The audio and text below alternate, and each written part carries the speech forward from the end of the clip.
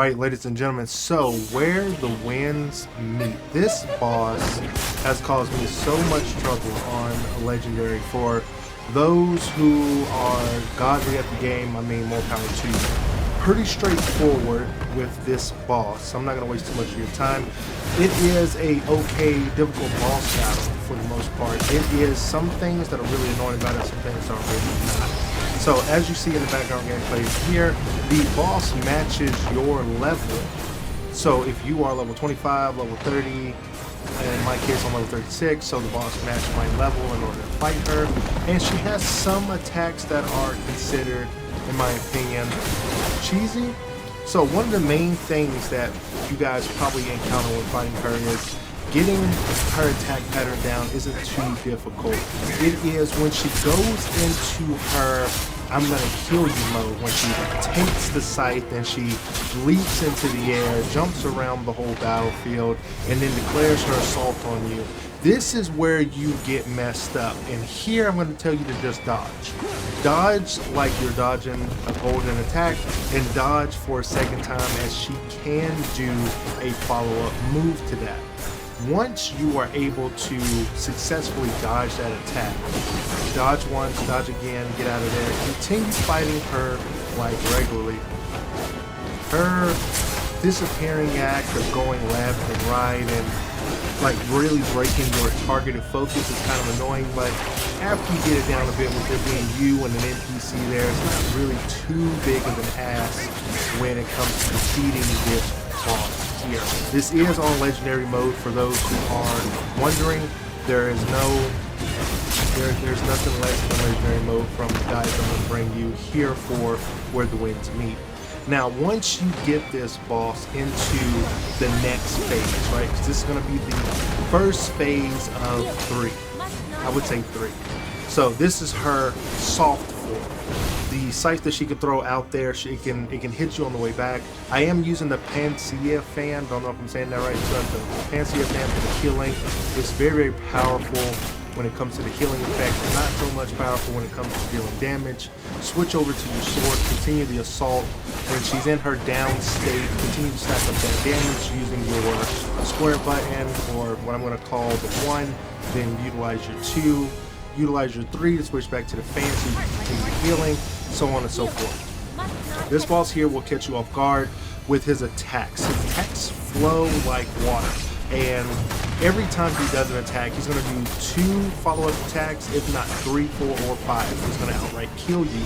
You're going to fight this boss and learn this attack pattern in the beginning phase quite easily. Now that you know that you can dodge that other one, beat that first phase up pretty fast.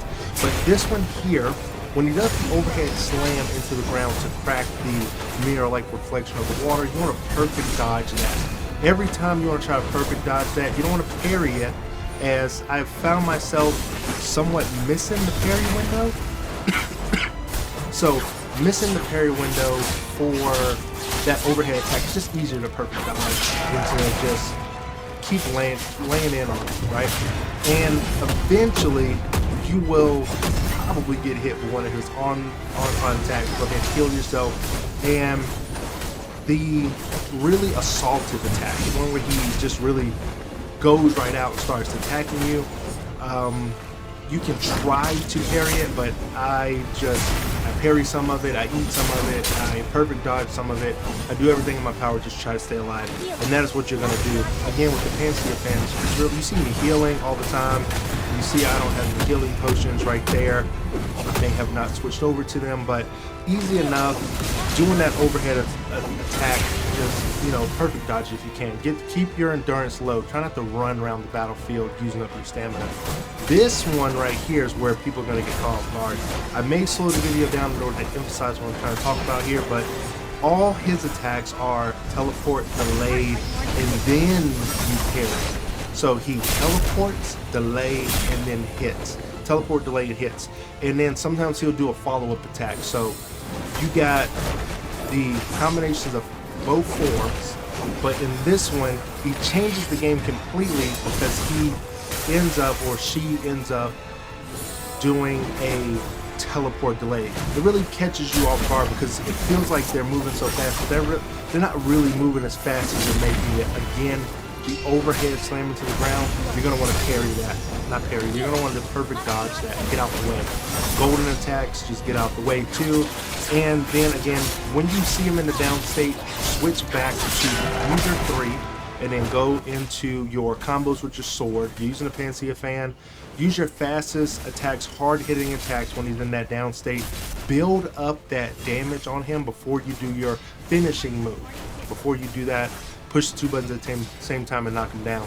Your goal here is to get that blue bar down as much as possible in order to keep him or her from attacking you so much to where you want him to go back to his other phase, you want his other form, because it's way more predictable at this point. You probably died a few times. I know I died a handful of times. My durability for my gear was basically almost 0.